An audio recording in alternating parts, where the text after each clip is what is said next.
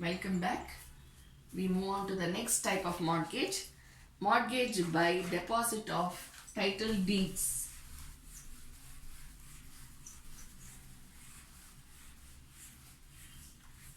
Mortgage by deposit of title deeds. What do you mean by title deeds? The deeds which give title to the property, which denotes that the person whose name is written in the deed has the title over the property. So here what are we looking at? Mortgage by deposit of title deeds. So when the mortgagor takes the mortgage money from the mortgagee, what does the mortgagor do? He deposits the title deed to the mortgagee. Okay. So upon repayment, these title deeds will be given back to the mortgagor. But if the mortgagor doesn't make the repayment, doesn't pay, then what happens? This title deed shall be retained by the mortgagee and a suit may be filed upon that. Okay. Suit may be filed for auction, sale, redemption of property, all that. Okay. Next type is anomalous.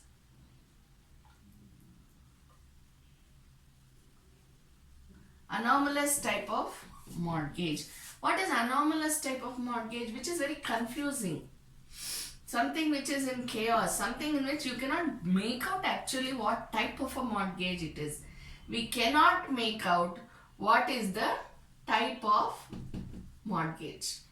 Why? Because it will have all the types of mortgages in it. So it becomes very difficult for a person while reading the mortgage deed to find out whether it is a usufructuary mortgage or is it an English mortgage or is it a simple mortgage. It becomes very, very difficult for the person to find out because it is very confusing. See, that's why when we read the Contract Act or when we are speaking about contract, we say that contract should be clearly written, clearly drafted. Why do we say that? Because see, now when we take this to the court, anomalous mortgage deed, if we take this to the court, now we don't know what is the relief that we should ask for. Am I right?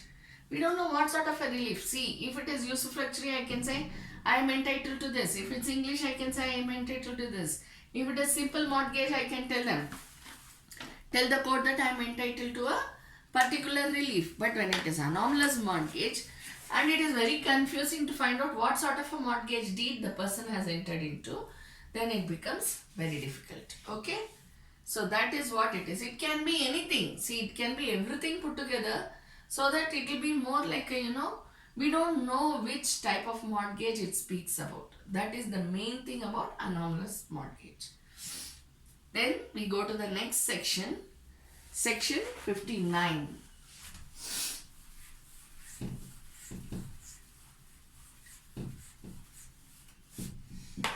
What does section 59 say? Mortgage when to be by assurance. See, till now we have read about mortgage by conditional sale, simple mortgage, usufructuary, English, anomalous, deposit of title deeds, right? So when should the mortgage be by assurance? Now when you are talking about assurance, what does it mean? All these mortgage deeds what we read about are assurances.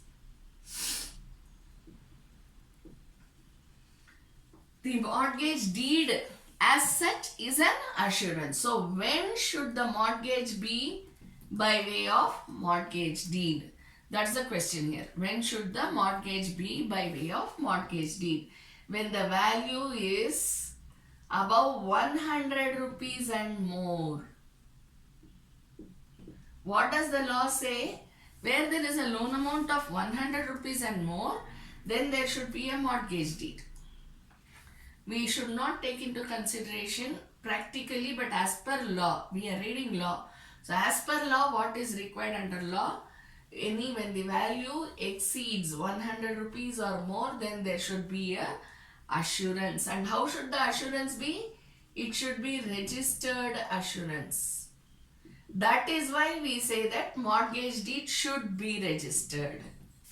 Understand? Loan agreement, mortgage deed, anything like that. Then we say that it is an assurance, therefore registered. Now when we say registered, we actually don't take the loan agreement from the bank and go and register it. We have our own, the bank has rather, their own ways of making it secure. Okay? But the law gives such a proposition. Then next 59A, references to mortgagors and mortgagees shall include persons deriving title from them. So what does 59A say? Where we are talking about mortgagor and mortgagee, it includes people who derive interest, derive title from this person or this person. Am I right? That is why we are able to sue the legal heirs. We are able to implead the legal heirs wherever necessary. See, if you take up civil cases, we say, Your Honor, I am filing an application for impleading the LRs on record. I am bringing the LRs on record. Therefore, I am filing this impleading application, right? So, this is what it is. Those who derive the title from this person or this person, that person is also known as mortgagor, mortgagee. That's why if you see any contract, you have a particular saying, which expression shall include. Here we say mortgagor and then say which expression shall include. This is there in all the contracts, not only mortgage, even in absolute sale deed you have, gift deed you have, everywhere you have this. Release deed you have it, right? Which expression shall include? Who all? Nominees, executor, power of attorney holders, agents, right? Then assignees, successors, successors in interest. Who are successors in interest? Those who succeed in interest regarding business. Successors in interest, power of attorney holders, agents, administrators. You have so many of them, right? So all these legal representatives come under this category. All sorts of legal representatives. Understand? So all these are the ones who derive the title. It may be any of them, not all of them, any of them. Legal heirs is successors, right? So you should remember all this and learn to link one with the other. Okay?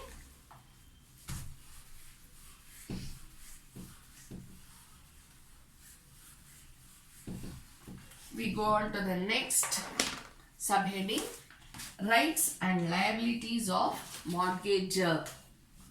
Rights and liabilities of the mortgagor. Number 1, right of the mortgagor to redeem. First one is what? Right to redeem. Redeem means what?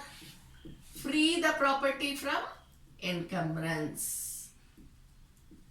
Free the property from encumbrance is known as redeem. So, upon repayment. When does he get the right? Upon the repayment. If you would have seen some of the contracts, upon full and final settlement of the dues, and then you get an acknowledgement letter also, right?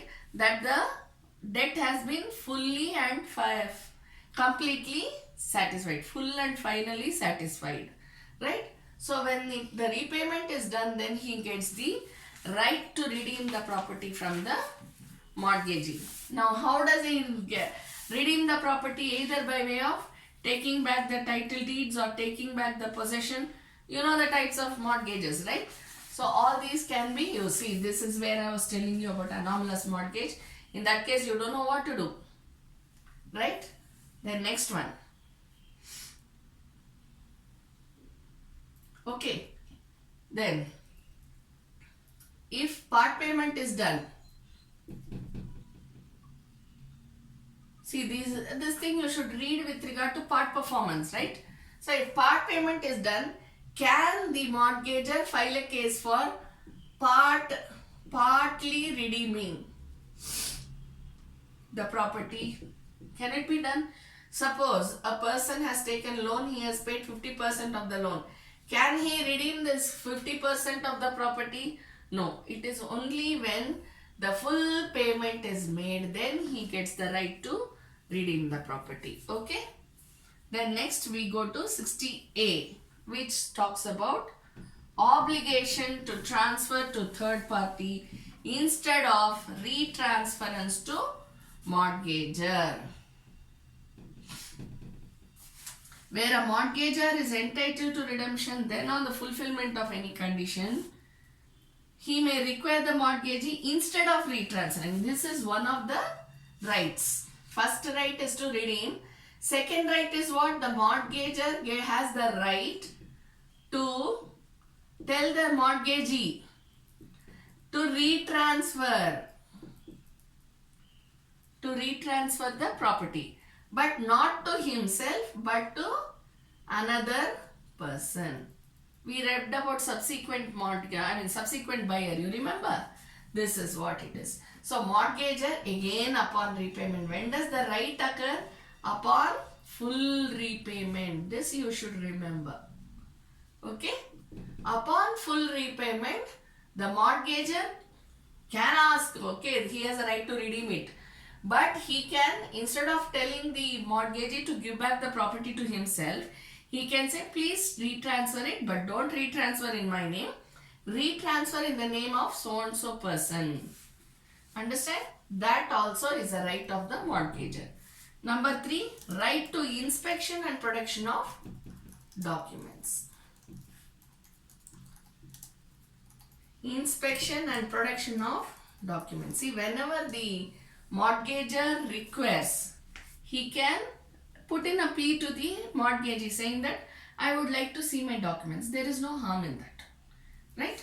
So whenever the mortgagor requires it, feels it, okay, he can ask the mortgagee, say that please bring the documents, I would like to take a look at it. So that is also a right of the mortgagor. Even though, see, these two we saw upon full repayment, but here it is still in the process of repaying, in between some time. Understand? So in between some time also he can request the mortgagee saying that I want to see the documents. Please bring it. In that case it will become inspection and production of documents. The next one, this is 60B. Okay. 60B, remember, in between right. These two are full payment. Here it is in between rights. Then we go to section 61. Right to redeem separately or simultaneously.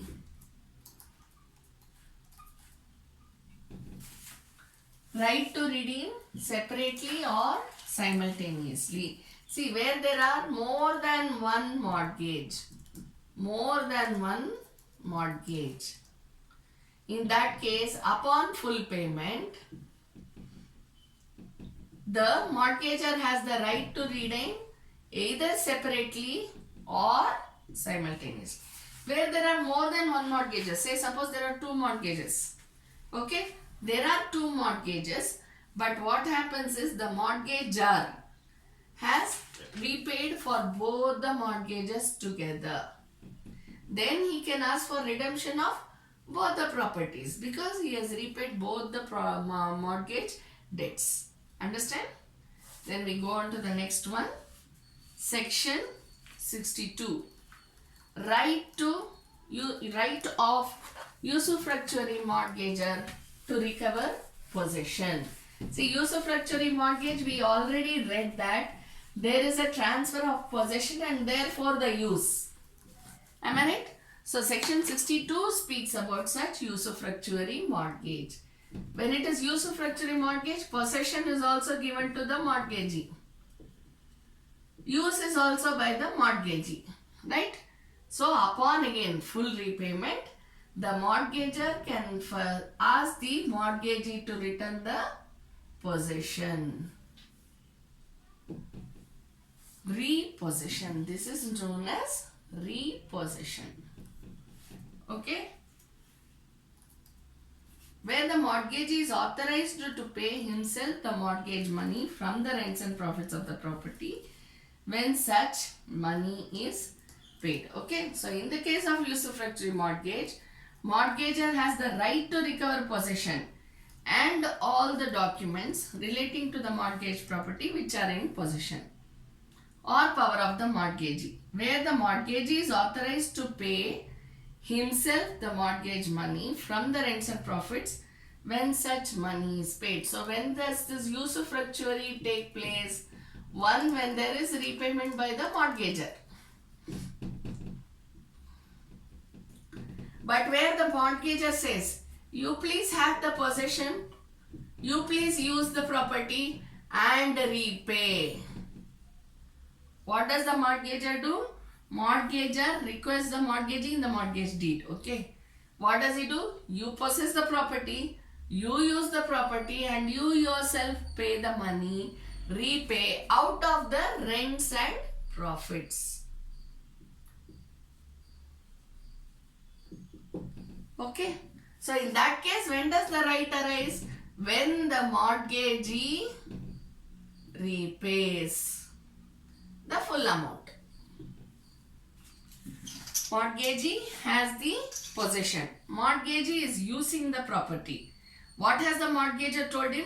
You keep it in possession, you use the property, you take the rents and profits and you make the repayment of my debt out of those rents and profits which you are getting in the property which I have mortgaged you. Okay. So here what is the mortgagor doing? Nothing except giving the property as security to the mortgagee. Other than that, everything is being done by the mortgagee. So then, where the mortgagee is authorized to pay himself from such rents and profits when the term prescribed for the payment of the mortgage money has expired and the mortgagor pays or tenders to the mortgagee or deposits in the court. So first, when he get, in case of usufructuary mortgage, when can he get the possession? One, when he repays full amount. Second one, when the mortgagee repays the full amount. Mortgagor tells him, repay out of the rents and profits. Okay. Third one also, same thing. Mortgagee has been told to repay. But what happens? Mortgagee does not repay the full amount. But instead of him, who pays? Mortgagor repays. Either directly to the mortgagee or to the court. Understand? Mortgagee repays to the mortgagor, repays to the mortgagee, or he pays to the court. He pays it into the court, deposits into the court. Okay? In that case also, he can ask for repossession of the property.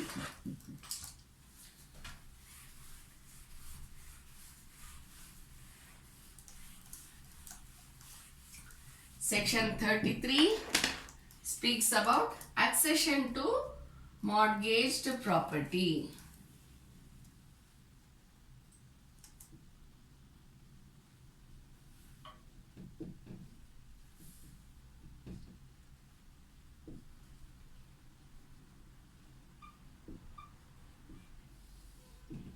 What is accession? When there is an addition. When there is something extra.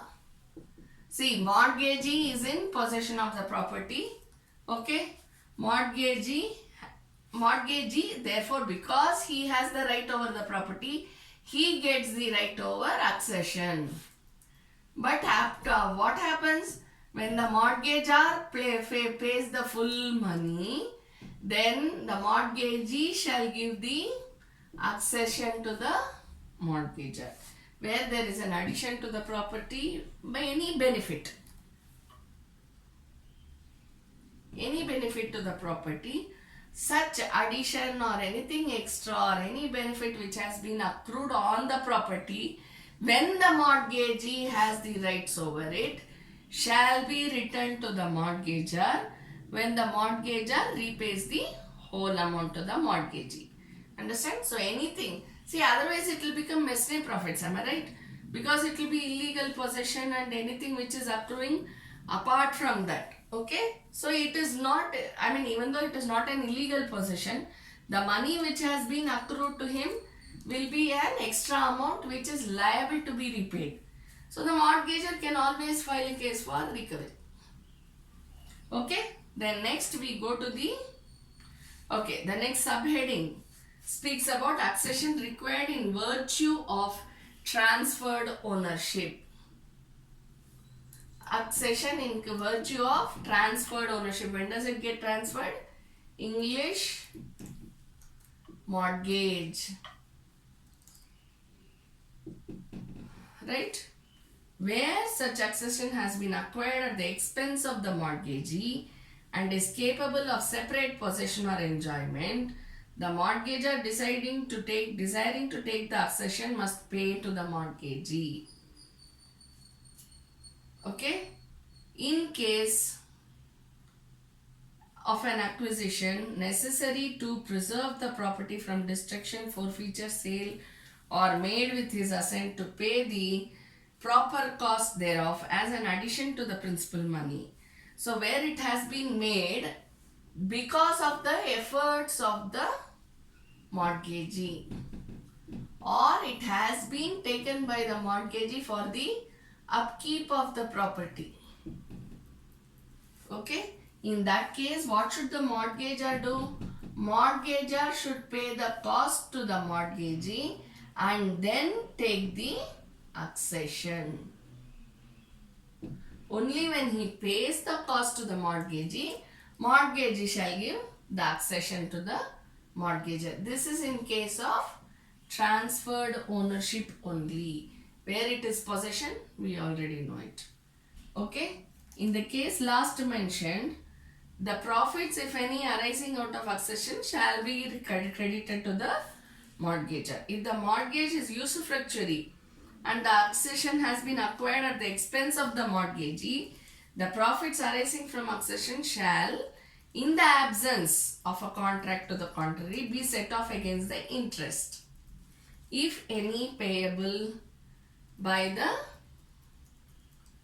mortgagee. Okay, so where it is usufructuary mortgage, again if the mortgagee has put in the money to be paid, then this can be set off as against the interest which is payable. Understand? But in case of English mortgage, he should give the cost, specially give the cost, and then only the mortgagee shall give the accession to the mortgagor. Clear?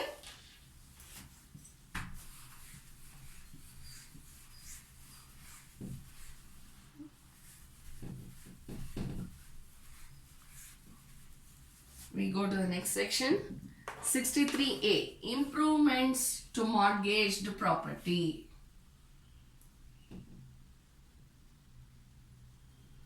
Improvements to mortgaged property. Who will do the improvements? Obviously mortgagee. If there are any improvements which have been made by the mortgagee to the mortgage property, then the mortgagor shall pay the cost to the mortgagee at the time of recovery of possession and oblique or ownership. So when shall he pay the cost to the mortgagee? At the time of repossession or at the time of redemption. That is a general word, am I right? At the time of redemption of the mortgaged property, the mortgagor shall pay the cost of the improvements to the mortgagee and then take the possession. Possession, you can file for redemption. Okay, then we go to section 64. Removal of mortgaged lease. Removal of mortgaged lease. When mortgage property is a lease and the mortgagee obtains a renewal of the lease, the mortgagor upon redemption shall, in the absence of a contract to the contrary, have the benefit of the new lease. So what is written here? When the mortgage property is a lease, See, when the mortgage happens, it is on lease. The property is on a lease. It has been given out on lease by the mortgager. Okay. So when the mortgage has been done, the mortgager has let it out on a new lease. And the mortgagee obtains a renewal of the lease. When the mortgage happens, the mortgager has let out the property on lease. Okay. During the repayment period, the lease expires. So what does the mortgagee do? He will renew the lease. Understand? So upon redemption, the next step, upon redemption what happens? The mortgagor gets the benefit of lease. He is entitled to a new lease. If he wants, he can have a new lease in his own name,